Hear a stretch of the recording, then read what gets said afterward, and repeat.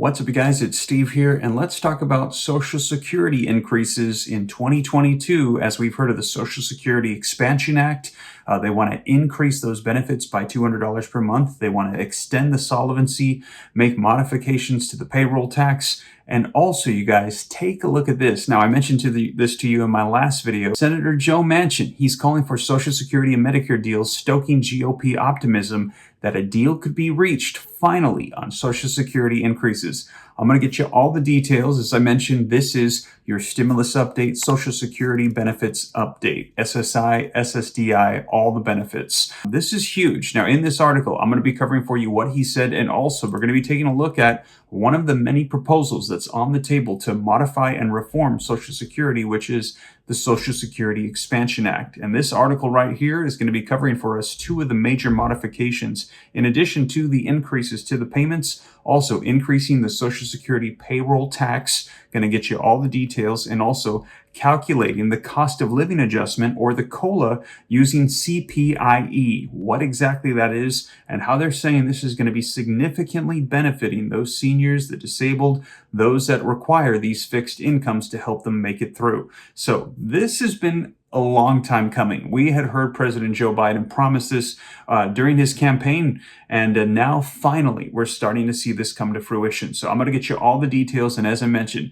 as we hear more about stimulus checks on a federal level or state stimulus checks, I'm going to keep you up to date on child tax credits, which we heard are going to be coming back now that the midterm elections are done. I'm going to let you know what they say, what they propose regarding legislation. SNAP benefits, PEBT, there's new announcements coming out just this week, more videos coming. I'll keep you up to date on everything, even while I am away with the family on vacation celebrating my daughter's birthday, turning 9. Tomorrow we're going to be in Disneyland, but wanted to make sure that I get you guys updates, keep you up to speed on everything going on. And if you appreciate that, do me a quick favor, just takes a second. Smash the like button for me. If you want to stay up to date, it's totally free. Just hit the subscribe button, turn on the notification bell. And if you want to see the kids and what they're up to, we'll likely be uploading videos on their channel, Liam and Naya. They've been doing a great job. I'm very proud of them. Liam's most recent video on his unboxing of his new Spidey and his amazing friends toy did really well. He narrated the whole thing, unboxed it.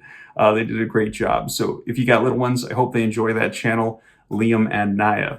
But with that being said, you guys, let's go ahead and dive into the updates on where things currently stand right now with Social Security benefits and how they're saying a deal is on the way. All right, so first up, link in the description below to this article that says Senator Joe Manchin, he's calling for Social Security Medicare deal, stokes GOP optimism. Now, the article says Senator Joe Manchin's comments signaling support for working across the aisle on entitlement programs like Social Security are getting a warm reception from some fiscal conservatives, despite skepticism about the chances of a bipartisan deal in the next Congress. Discussing where he thinks both sides could find common ground in the next Congress, Manchin recently pointed to shoring up solvency for programs like Social Security and Medicare while pressing for action on tackling the nation's climbing debt. If we don't look at the trust funds that are going bankrupt, whether they be Medicare, Medicaid, Social Security, Highway, all the ones, there are tremendous problems right now, Manchin, a key centrist, said late last week. Manchin's comments are in stark contrast to recent Democratic attacks hammering GOP proposals for Social Security and Medicare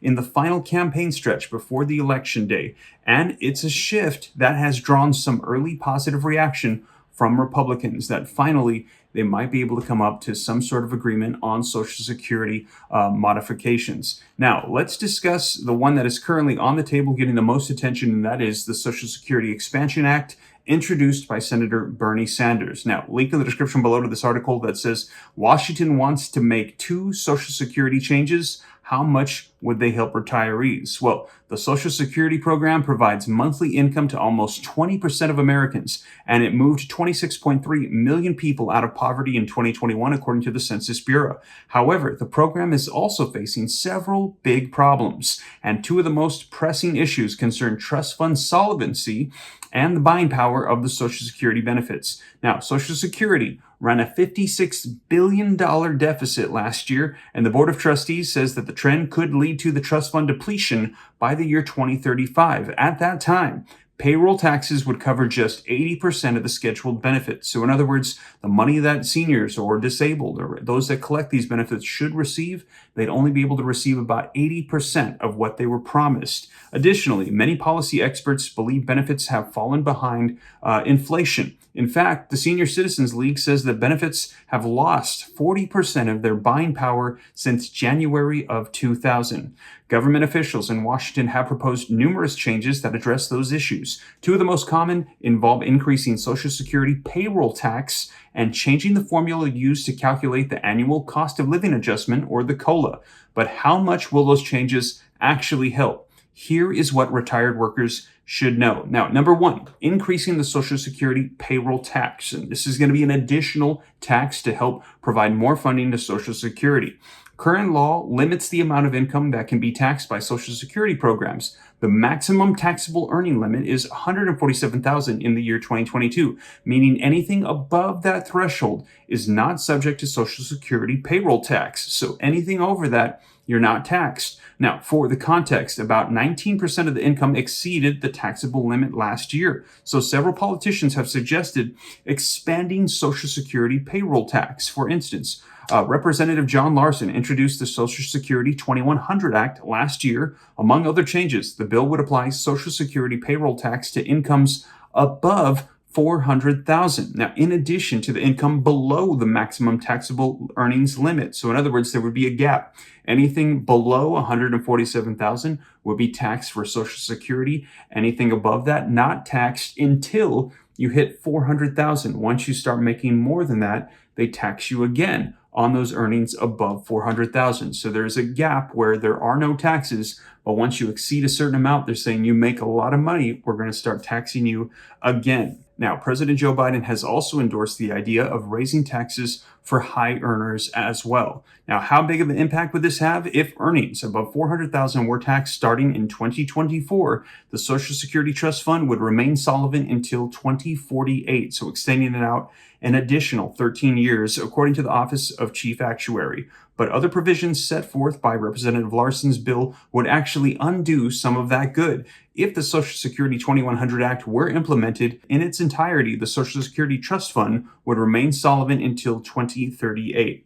Now, also, calculating the cost of living adjustment using CPIE. Now, Social Security COLAs, or cost of living adjustments, protect the buying power of the benefits from inflation. And under the current law, inflation is measured under the CPI for urban wage earners or clerical workers, known as CPIW. Now, to address this issue, President Joe Biden and numerous other government officials have endorsed the CPI for the elderly, or the CPIE, as a replacement for the CPIW, because they're saying the elderly spend their money differently than the typical common worker. CPIE is going to be based on purchases made by those that are ages 62 and older, and it emphasizes relevant expenses like medical care and housing more heavily than the CPIW. That theoretically makes the CPIE a better measurement of inflation for seniors. So they want to make this additional modification as well. So these are two big changes that they want to address to help extend out the solvency, provide more funding,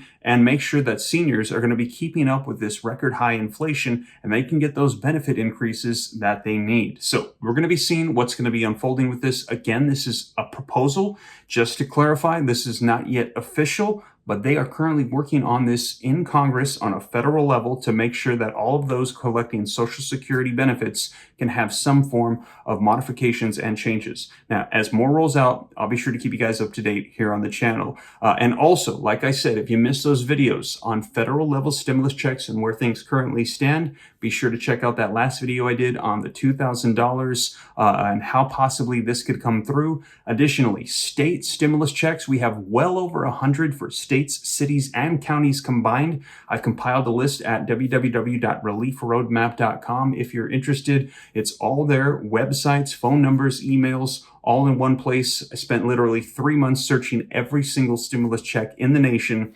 compiling it so that way you can easily access it. And also, you guys, if you made it this far and you haven't already, thank you so much for joining me. Smash the like button if you appreciate the updates. I'll keep you up to speed on everything as it rolls out. And if you got any specific questions, shoot them to me in the DM on Instagram at SteveRam3. Check out the kids channel if you haven't already, Liam and Naya. And also, you guys, thank you so much for joining me. I hope that you and the family have a blessed one, and I'll catch you in the next one. Take care. God bless. This is Steve.